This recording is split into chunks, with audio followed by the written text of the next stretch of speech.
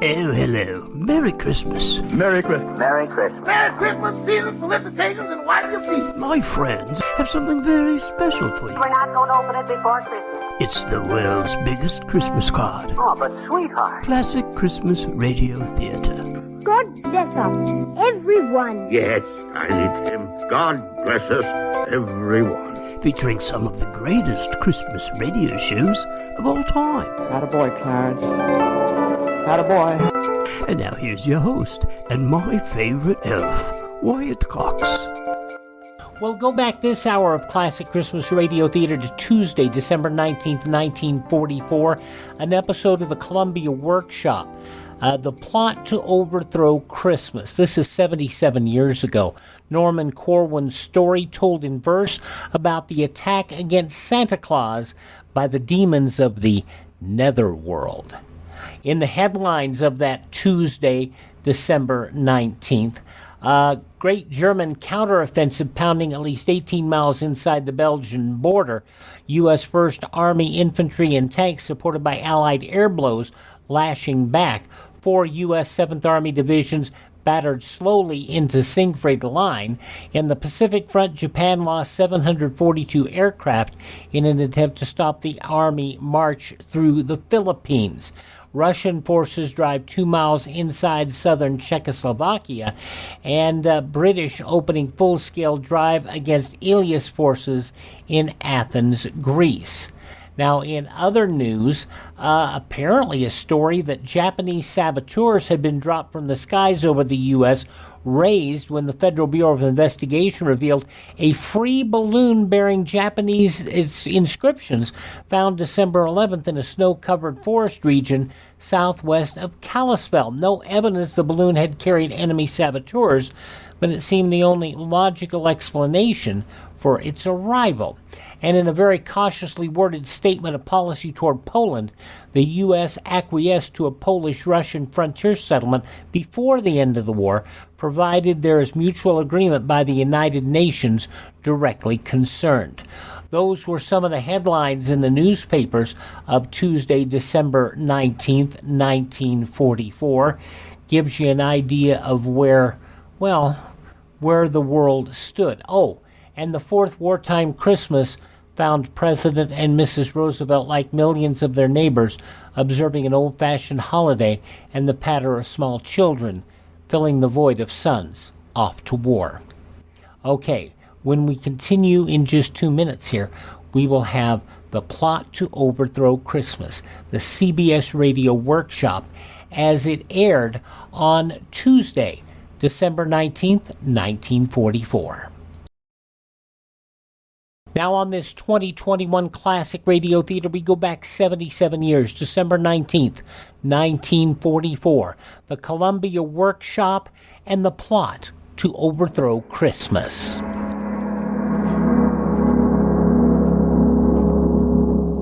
"7 years ago this Christmas, a young radio writer-director named Norman Corwin produced his first half-hour broadcast for CBS, a fantasy entitled The Plot to Overthrow Christmas. In the years since then, Columbia has brought you many other varied works of Corwin, works which have elevated their creator to the unique position he enjoys in American radio. This holiday season, Norman Corwin comes back to the same studio to direct substantially the same cast with which he first presented his now traditional fantasy, The Plot to Overthrow Christmas. As in the original production, House Jameson plays Santa, Eric Burroughs is Nero, and Will Geer performs the role of Mephisto. Henry Morgan, better known as Here's Morgan, is a newcomer to the plot, playing a number of roles, including that of your narrator.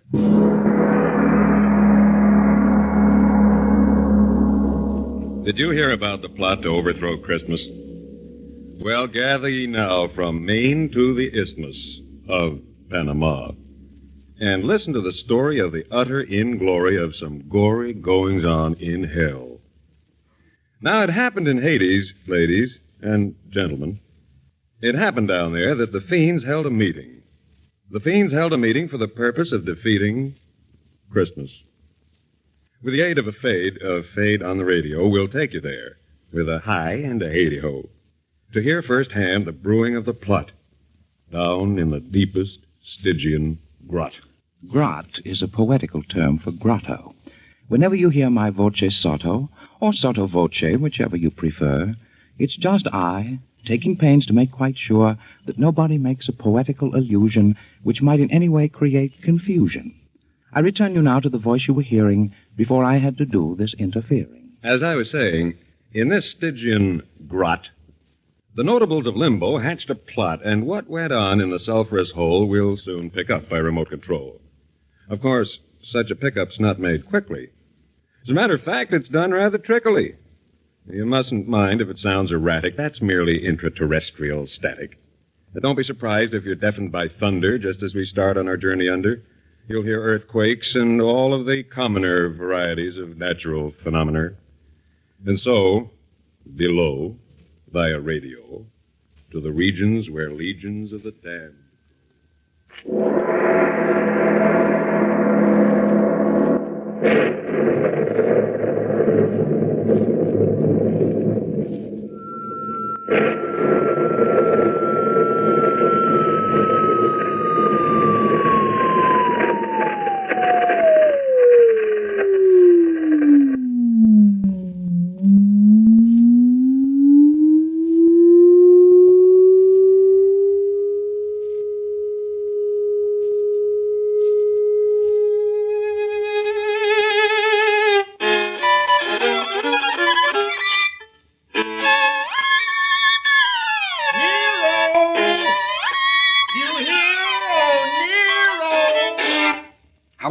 You interrupt me in the middle of a movement of my favorite concerto.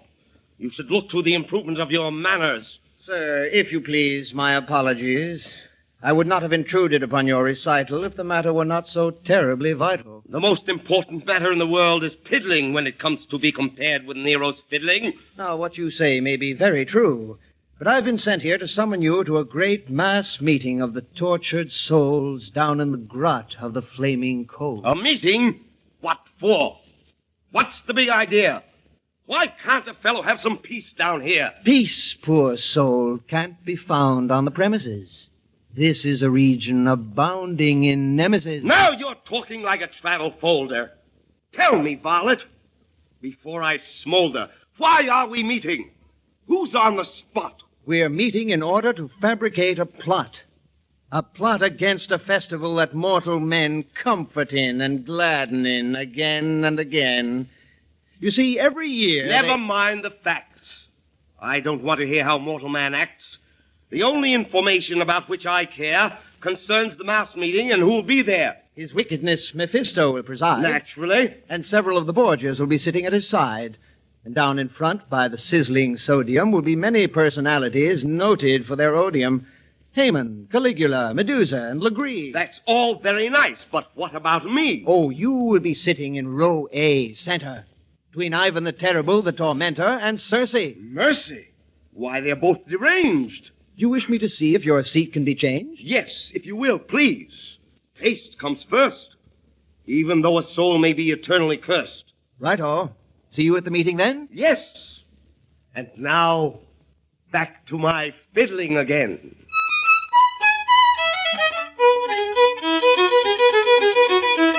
This is I, the sort of voce person. It should have been explained that Nero is rehearsing for nothing in particular. He's just that way. While hell's fires burn, he likes to play. It makes him feel a little more at home. It's just an avocation he picked up in Rome.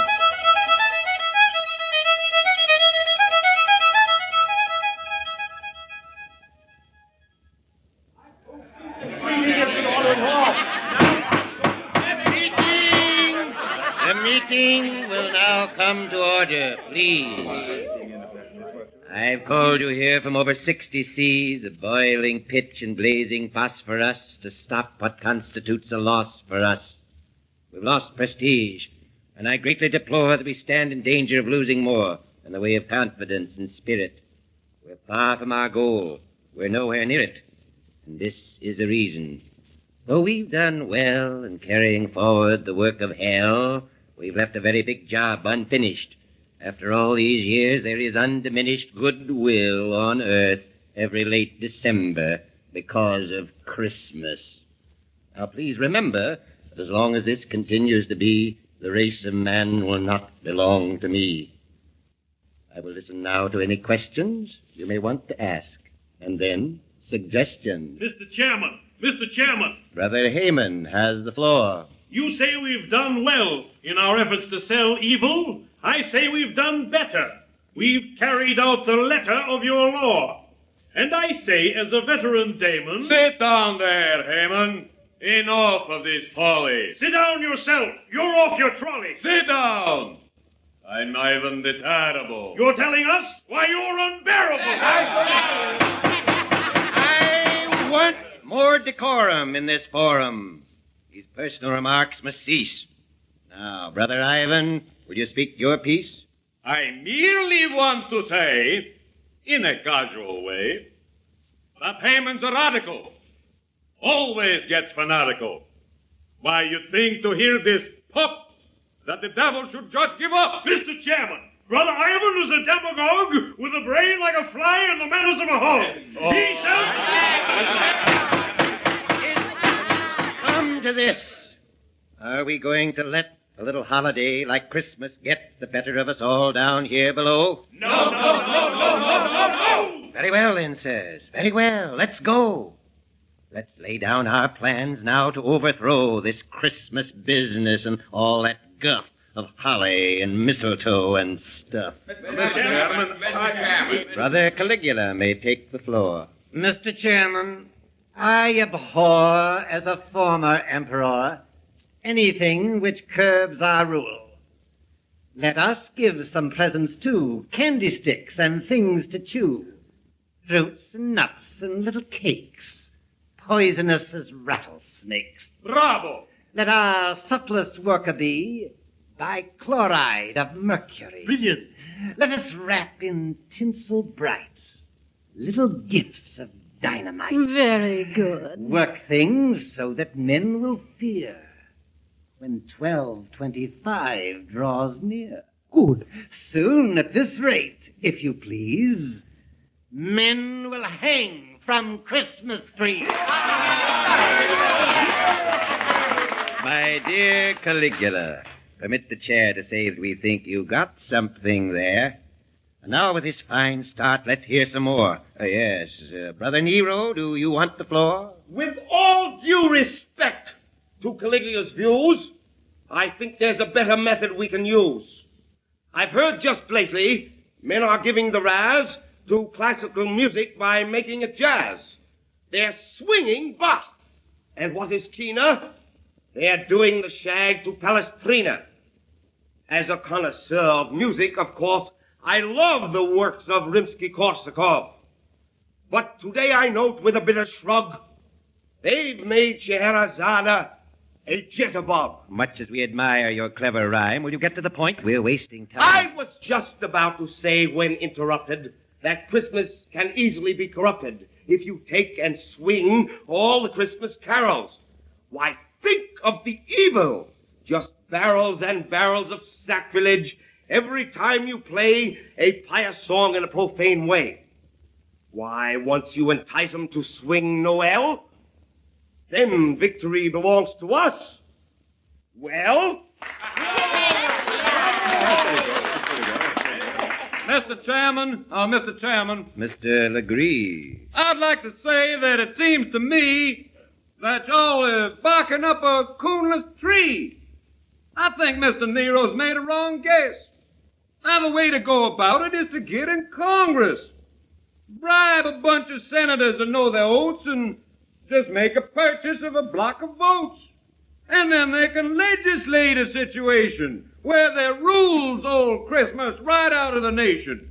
They can all get together and pass a law where there ain't gonna be no Christmas no more. I think Legree's suggestion is a beaut. It's very cute. And quite astute. Mr. Chairman, Yes, Miss Borgia. I say that we should all give pause to think about this Santa Claus. He's the man behind the scenes, the symbol of what Christmas means. If we could rub him out, my friend, our troubles would be at an end. Just think how it would tickle us to liquidate St. Nicholas. A girl like me could fascinate the guy and then assassinate. Do you think that you could do it, pretty one? Are you sure you wouldn't be by pity one? Sometimes you are an awful tease, my master Mephistopheles. Ain't I murdered several dozen? Poisoned uncles, aunts, and cousins? Don't my work right here in Hades make me first among the ladies? Men of virtue all have cussed me. I'm sure that you can trust me. Of that we haven't a particle of doubt, Miss Porcher. I'm sure we all have nothing but kind feelings towards you. But many times a woman's spy, alas, adores her victims. Dames make poor ambassadors. Do you imply that such defects are found inherent in my sex? I do. Well, listen here, old Ironsides. You're heading for some cyanides.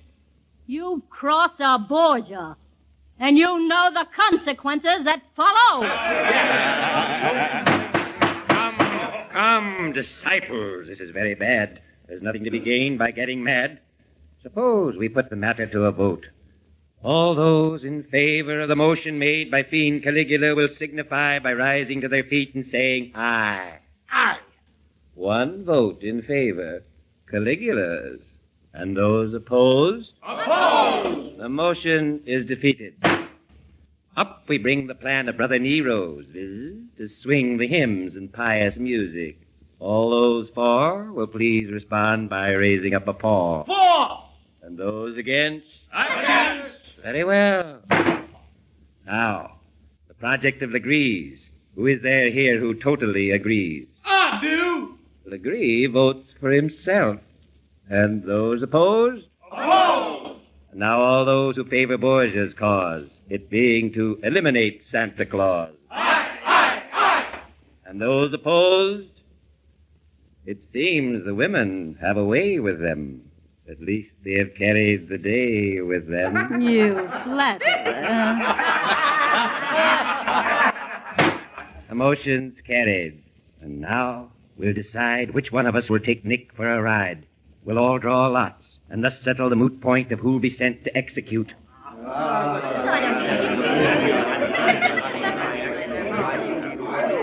This is your old friend Santa Voce, visiting down where it's eternal noche. Noche is Spanish for night, you know. Merely a reference just to show that English isn't all I have to go by. Oh, well, I guess I've missed my calling.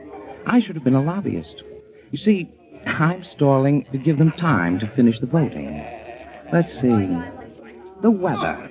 Now I'm quoting the Daily Hellion. Continued heat both overhead and under feet.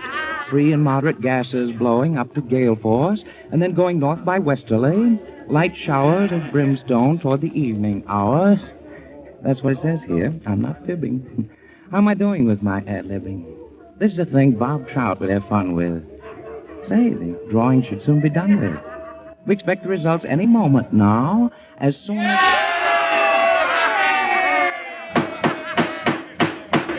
The lots have been drawn, and I'm glad to say the honor has fallen Nero's way. Now, Nero, you are charged with a great task. It's the evilest deed that we could ask a fiend to do. We'll be proud of you. Now, just a moment. How do I get there? What do I wear? Is it dry or wet there? Is it fact or fancy or just word of mouth that he lives at the pole? Is it north or south? What shall I use when it comes to the showdown? A gun or a dagger? Now, give me the lowdown. Now, Nero, you needn't sound so tragic. You'll get to Earth by the blackest magic.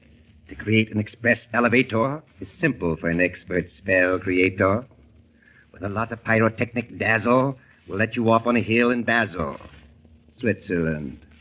From there you'll make your way to the Arctic Circle, then break your way through ice with a blowtorch. After a while, you're bound to reach Santa's domicile. And once you get there, my dear Nero, all of our work will have gone for zero if you don't succeed in your assignment. I know. If at first we don't succeed, we can try and try again. But there is no need, because nothing will come of it. Meaning no offense. Do you mind if I take my departure hence?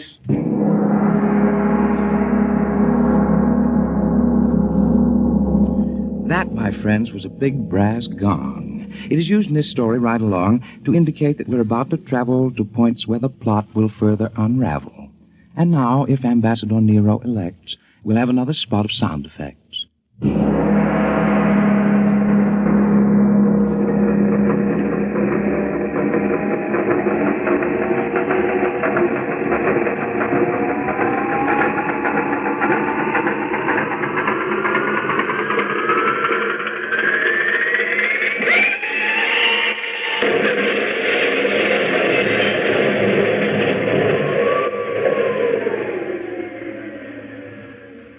Tell me, stranger, is this Basel, Switzerland? Or is it already Donner und Blitzland? Donner and Blitzenlands, 5,000 miles away. Thank you, mister, and good day.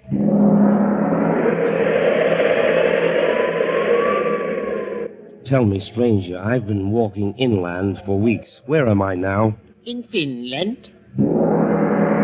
We'll follow Nero's journey to the North Pole when Classic Christmas Radio Theater continues. This is an episode of the Columbia Workshop from 77 years ago, December 19th, 1944. And thank you so much for making this a part of your Christmas season. Here's a great thing to consider doing right now before the end of the year. Call Medishare and find out just how much you would save by switching to Medishare, the affordable alternative to health insurance. When you call, you'll get some good news and probably be very happily surprised, too. The typical family saves $500 a month, but you might save even more. It's so worth it to at least find out. And you'll see why more than 400,000 people are already members. Medishare is a Christian community that's shared more than $4 billion in each other's healthcare costs. It really is remarkable, and they're very easy to talk to. And here's the thing. If you join before the end of the year, they'll waive your new member fee. That's another $170 you'll save. I'll give you the number here in a second. The call, and you'll get a price within 2 minutes. And again, the deadline is December 31st, so call now. You'll save even more. Call 833-34-BIBLE. That's 833-34-BIBLE. 833-34-BIBLE.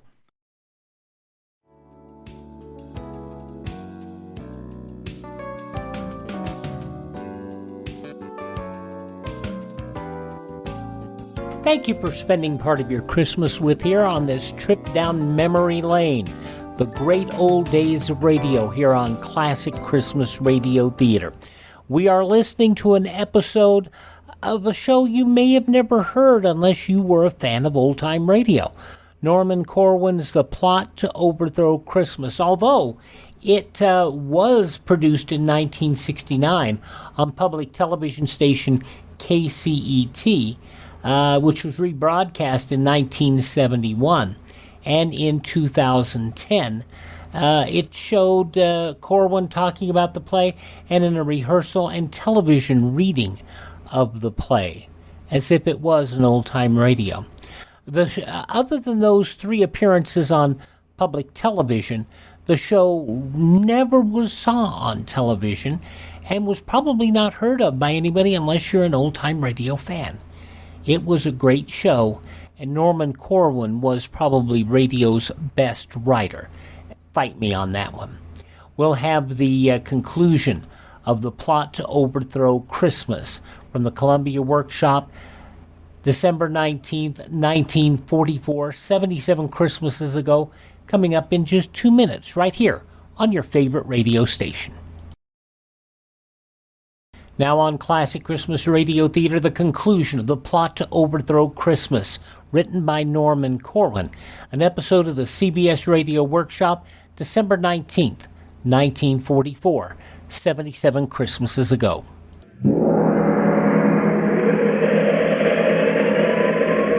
Tell me, stranger, because I've lost stock. Where am I now? In Vladivostok. Listen, stranger. After all these centuries of blistering heat, now I have to suffer from freezing feet. I'm wincing with pain from this pesky toe. No speak English, Eskimo.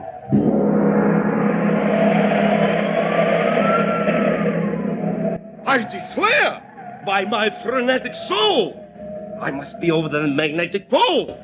My watch has stopped. Can that be right? I wonder. A light!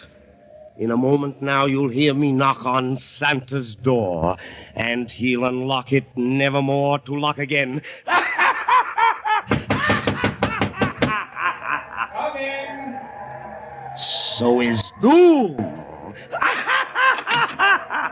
How do you do, sir? Very well indeed, and you, sir? Splendidly. Won't you come right in? Take your coat off. I see your chin is frozen, also your hands and knees. Sit down while I get you some antifreeze. Don't bother, sir. I will not be long. I'm about to perpetrate a fearful wrong. In short, I am going to do away with... Take it easy. Do not play with that gun. I know all about you. Really? Haven't I had my agents scout you for weeks? You've come all this way to abolish Christmas. Now let me say... Listen, Santa. I'm no callow stripling. I've read Ernest Hemingway and Kipling and also The Shooting of Dan McGrew.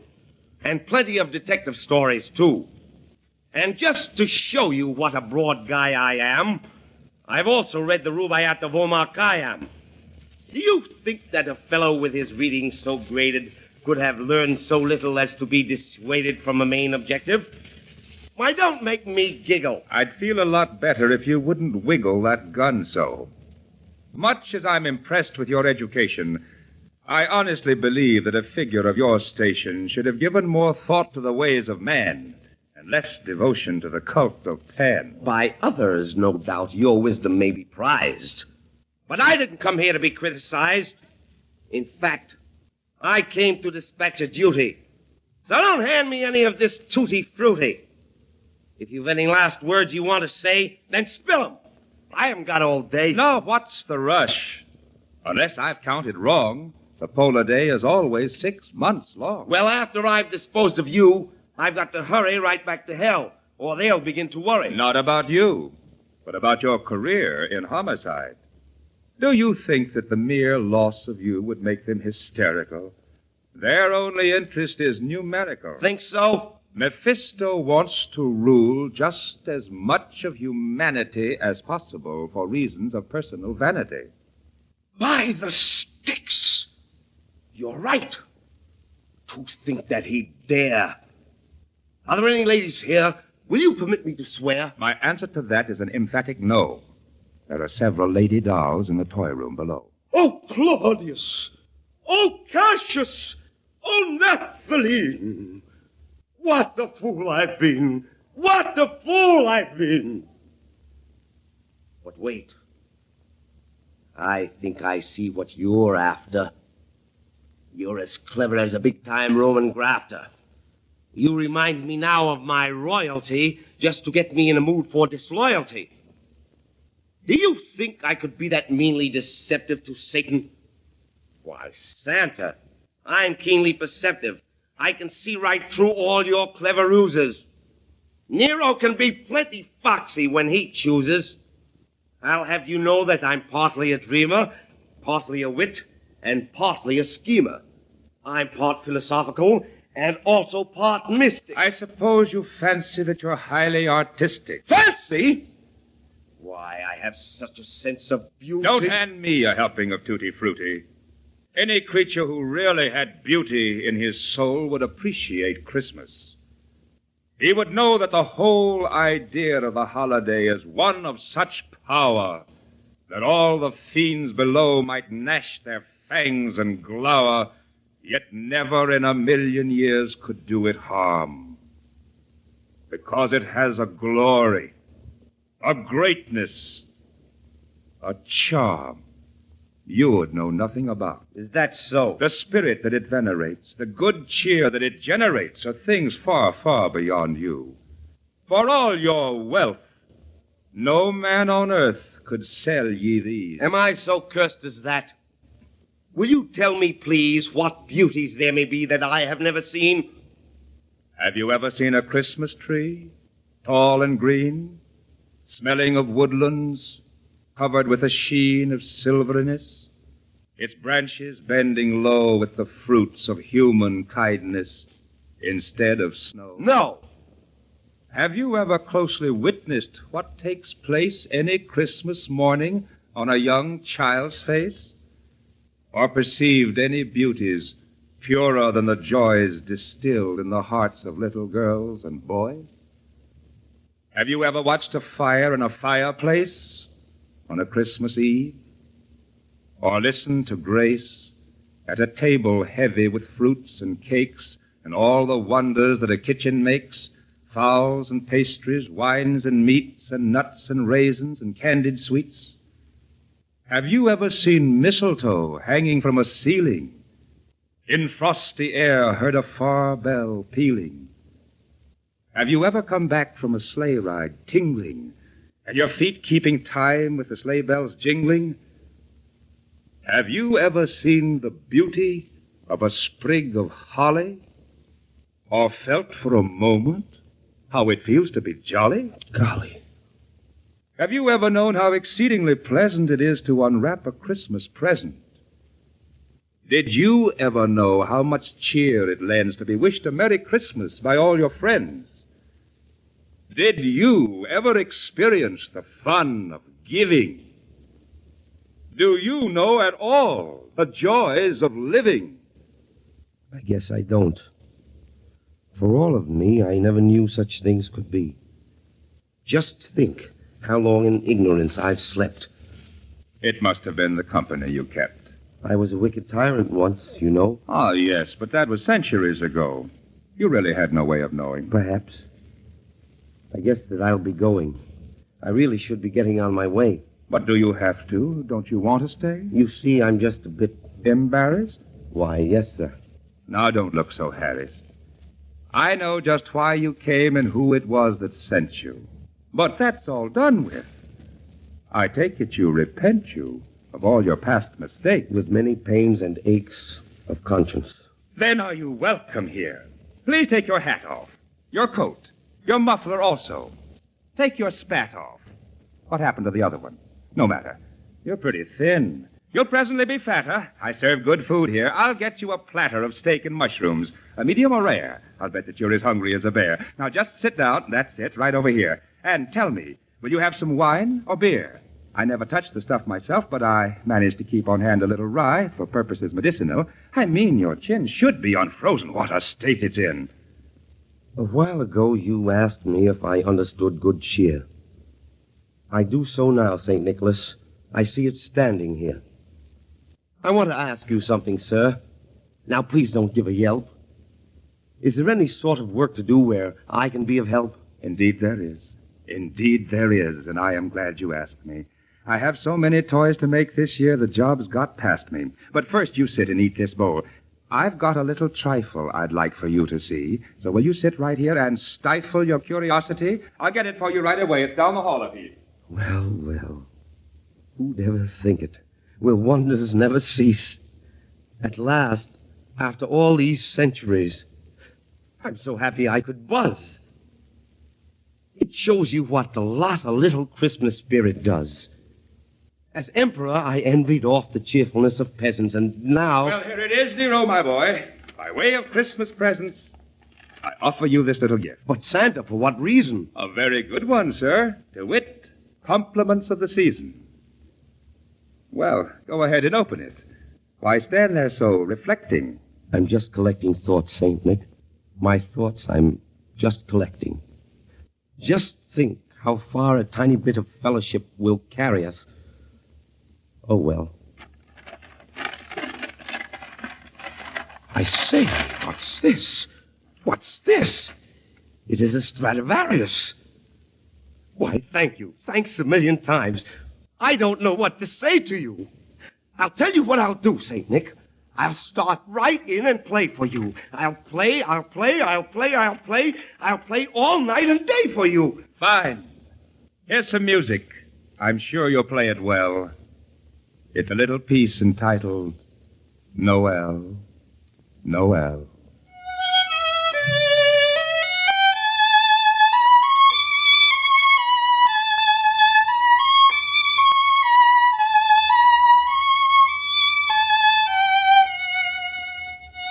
This is I. Remember me, your sotto voce friend? I've just come back to tell you that the story's at an end.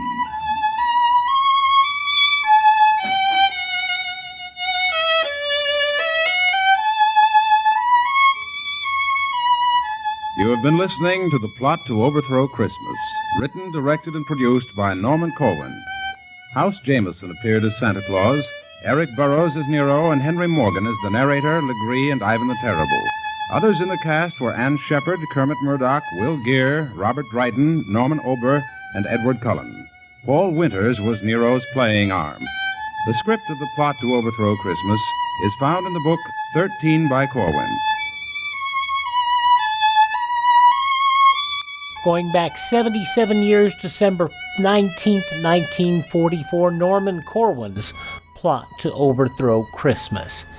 Thank you for joining us here on the Classic Christmas Radio Theater get-together for 2021. I have never aired an excerpt of the Bing-Crosby Christmas show, The Christmas Sing with Bing, that aired through much of the 50s, in fact into the 60s, on CBS Radio Christmas Eve. Here's an episode from December 24th, 1955, and Bing Crosby, The Christmas Sing with Bing. Happy holiday, happy holiday, while the merry bells keep ringing, may your every wish come true. Greetings, and a Merry Christmas to all. As you know, one of the most heartwarming experiences of the Christmas season is the traditional caroling of troubadours and different choirs through the holidays, singing the great hymns and the carols for all who listen, and bringing to everyone the wonderful warmth and glow that makes for the Christmas spirit. Join us then, will you, on this tour of the free world, during which we're going to visit France, England, the Netherlands, Italy, the Holy Land, Canada, and many parts of the USA. Happy holiday to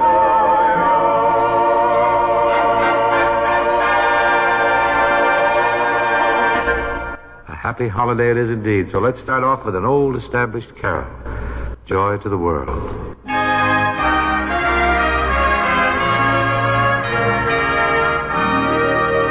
Joy to the world, the Lord is come.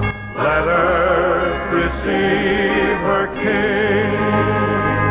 Let every heart prepare him room. And heaven and nature sing. And heaven and nature sing. And heaven and nature sing. All right, everybody now in the family key, please.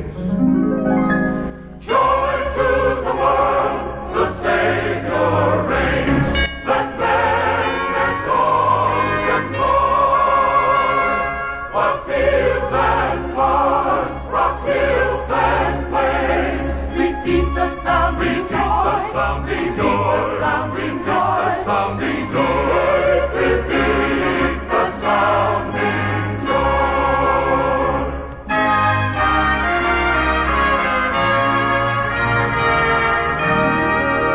Joy to the world, the Lord is come. Let earth receive her King. Let every heart prepare him room. And heaven and nature sing. And heaven and nature sing. And heaven and nature sing. Here we come a-caroling among the leaves so green. Here we come a-wandering so fair to be seen.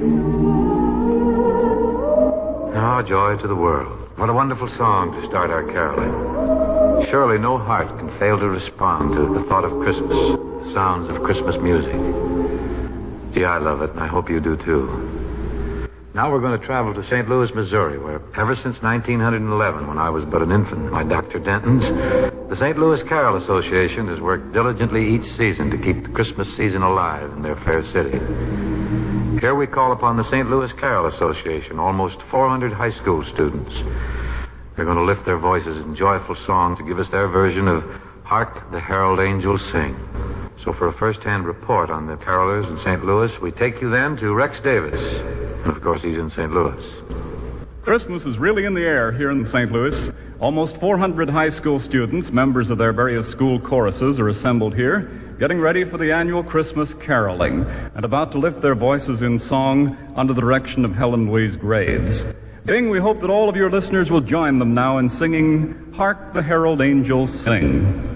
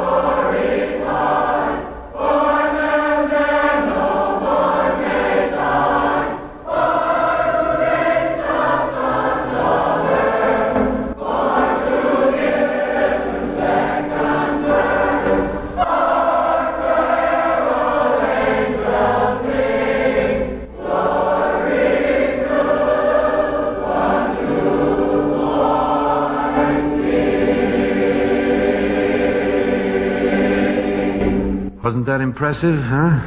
Certainly a wonderful sound from those good people in St. Louis. Many thanks, and my warmest Christmas greetings to you. From 66 years ago, Christmas Eve 1955, the Christmas Sing with Bing. I have a webpage. If you'd like to come keep in touch with me, that's over at classicradio.stream. We thank this radio station and their advertisers who make this program possible. On many of these stations, we have another hour straight ahead. If you're with us, we look forward to the pleasure of your company. But if your station leaves us at this time, please accept our warmest wishes for a very Merry Christmas and a happy and prosperous 2022.